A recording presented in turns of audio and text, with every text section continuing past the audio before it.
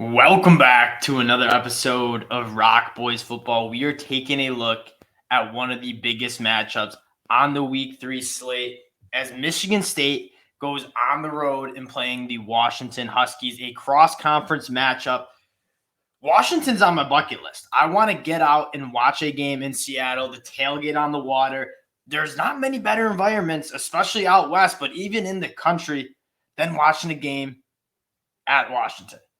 Michigan State going on the road. What I want to do before we even get into it again, as usual, is just thank you guys for all the support you guys have shown the channel. It's been a blast talking ball with you guys in the comment section, learning a lot about all your guys' teams. So if you guys do like the content, consider subscribing. More importantly, let us know in the comment section what you guys think about this game. Honestly, my brain is straight up in a pretzel on regarding how I'm going to bet this game. Am I going to bet it? Yes, because it's one of the games I'm most excited for. Do I know what I want to bet on yet? Not really. Stay tuned because maybe I'll talk myself into something as we go on. I want to start with Washington and how they've looked. I don't care, Kent State, Portland State. You haven't seen Washington run an offense like this in over 2 years. I mean, Kalen DeBoer with Michael Penix, they've been cooking. And again, Jimmy Lake's offense last year, they're not putting up nearly the amount of yards, the explosive plays, the points that you're seeing this Washington Huskies team do during the first 2 weeks. And Michael Penix is a quarterback that I've kind of been banging the table on. He's flashed at Indiana when he's had help, but you just haven't seen him have enough help at Indiana. He's a guy that has the ability to make plays. You see his arm through the first 2 weeks at Washington. Very impressive. He can get the balls out to the perimeter, can make any throw that Kalen DeBoer in that offense asks of him. He can create outside the pocket. He's a guy with a very, very talented skill set. He just didn't have any help at Indiana. At Washington, you look at this team. Jackson Kirkland coming back on the offensive line. They've pass protected extremely well. They've been able to run the ball efficiently. They're not really trying to establish the run, but a guy like Wayne Talupa, I don't know how to say his last name, the transfer from Virginia, they brought him in to kind of be a roll back. He's a very good pass protector. He does his job, and he's willing to run the ball hard between the tackles when called upon. But what you're really seeing is the talent that Washington has on the perimeter. I mean, you look down this list, Jalen McMillan, I think, is one of the better wide receivers in the Pac-12. Giles Jackson, a guy that maybe not the most polished wide receiver. As a Michigan fan, I know plenty about Giles.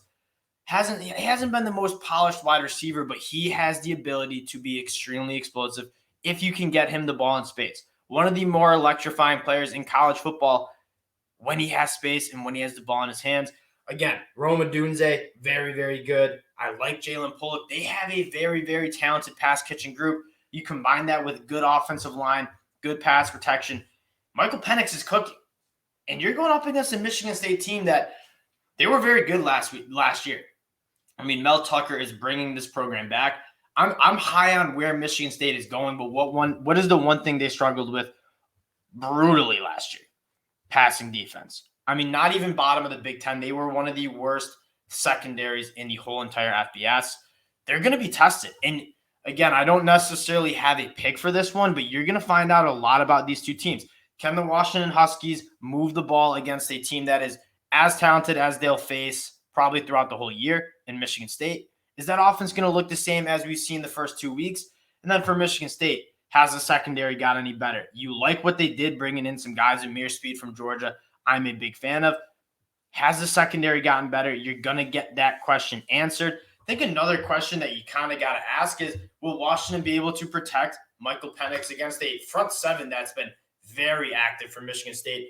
You look up a guy like Jacoby Windham, guy that I barely even knew coming into the season, and he's tearing it up.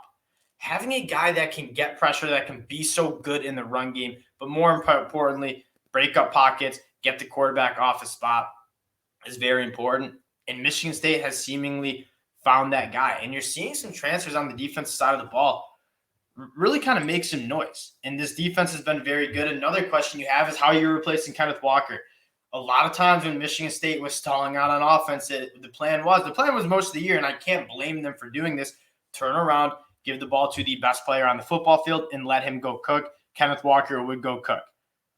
Would the running back transfers were they going to be able to kind of carry the torch and kind of still bring that juice from the run game? Through first the first two games, you're optimistic that they can. Jalen Berger, I like how they balance each other out. We said that in the summer. I stick by that. Jalen Berger, coming from Wisconsin, he's very used to running between the tackles. He's a bigger back. He runs the ball very heavy. He's kind of their bell cow.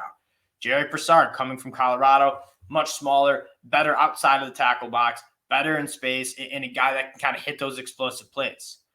I've liked what you've seen from both of the running backs. I think the offensive line has held up. The one bugaboo, the one thing that I'm kind of have some question marks for is Peyton Thorne hasn't looked very good. Hasn't been very efficient. He hasn't been very accurate with the football. He's thrown 3 interceptions against 2 defenses that aren't great. I think most Michigan State fans would probably agree with me that you kind of were going to ask a little bit more of Peyton Thorne coming into this year with no Kenneth Walker. And you have some question marks on if he's going to be able to do that. Now, when you're kind of playing teams that are just kind of under-talented, like they can't really hang with you, sometimes you kind of play to that level. And when you have to make the plays, like when Peyton Thorne had to make plays last year, he was making plays. There's a reason they were 5-0 in one-score games. Peyton Thorne is a gamer. When it matters, he's moving the chains. He's making the throws he needs to make. You just haven't really seen that this year. He's probably going to be asked to do that against Washington. I think this game is going to be close. Can we see Peyton Thorne get back to his form that we saw last year? And another thing, can we get Jay to read some more touches? I talk about this a lot. I feel like in college football, and this is straight up armchair coach. At college football, you got to look at your playmakers and say, just scheme them up touches. I say this for Illinois a lot because they have some guys that I really like on the outside there. Michigan State's the same way. You have a guy that I think is probably – there's an argument to say he's the second best receiver in the Big Ten after Jackson Smith-Njigba. And he's gotten some targets, but I want to see some easier completions schemed up to Jayden Reed. Let him get the ball in his hand. You've seen him on the punt returns. All the Michigan State fans know you've seen him with the ball in his hands. He's very electric. Washington replacing both cornerbacks. Let's see how those new cornerbacks tackle. Again, Washington pretty much seems to cycle in DBs. They call Washington DBU, and it's certainly for a reason. I mean, almost every year they put a DB out to the draft, and then another one comes in as a stud. Last year is Kyler Gordon and Trent McDuffie. I want to see if these Washington DBs can tackle in space, and Jayden Reed's a guy that there is no better guy to test cornerbacks' ability to tackle in space than with Jayden Reed. I want to see more touches for Jayden Reed, and I want to see Peyton Thorne. I think that'll help Peyton Thorne's confidence. Get him some more easy throws. Get him in some more rhythm because, quite frankly, going back and watching the Michigan State games, he just has been out of rhythm, just off with his passes, just off with his receivers on timing routes. I want to see Peyton Thorne get some more rhythm. Again, I didn't really talk myself into a bet. If I'm leaning, I might pick Michigan State if that line gets to plus 3.5, just because I do think the game will be close and Big Ten road dogs, that's kind of my thing. But I don't want to bet against this Washington team because what you're seeing with Kalen DeBoer in this offense has to be extremely exciting if you're a Huskies fan. You've been kind of banging I couldn't have thought of a worse offense than I saw with the Washington Huskies run last year. Again, I'm a Michigan fan. I watched that full game when you guys came to the Big House. And quite frankly, this is not to be disrespectful, but it was pathetic. And I think a lot of Husky fans would agree with that. I mean, very, very bland scheme. And Washington doesn't have the offensive playmakers to just run a bland, plain scheme, run the ball pretty consistently with not much play action, with not much motion, and expect to move the ball. And that's what Jimmy Lake and that offense kind of wanted to do. And they were very content doing it, and that's why you saw one of the worst offenses, not only in the Pac-12, but the country. Kalen DeBoer is the exact opposite. He is going to scheme up a lot of different ways to get his playmakers the ball, and it has worked through the first 2 weeks. 2 questions. Can the Huskies continue that offensive power that they've had the first 2 weeks against easily the best competition they've seen? Big question on Michigan State side.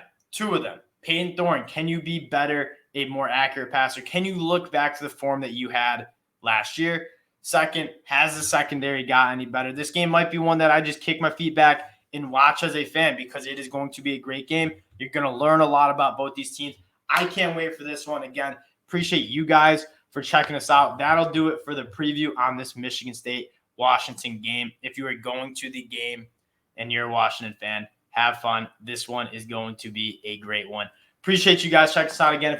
If you do like the content, consider subscribing to the channel. We really do appreciate y'all, and we'll talk to you guys later. Peace.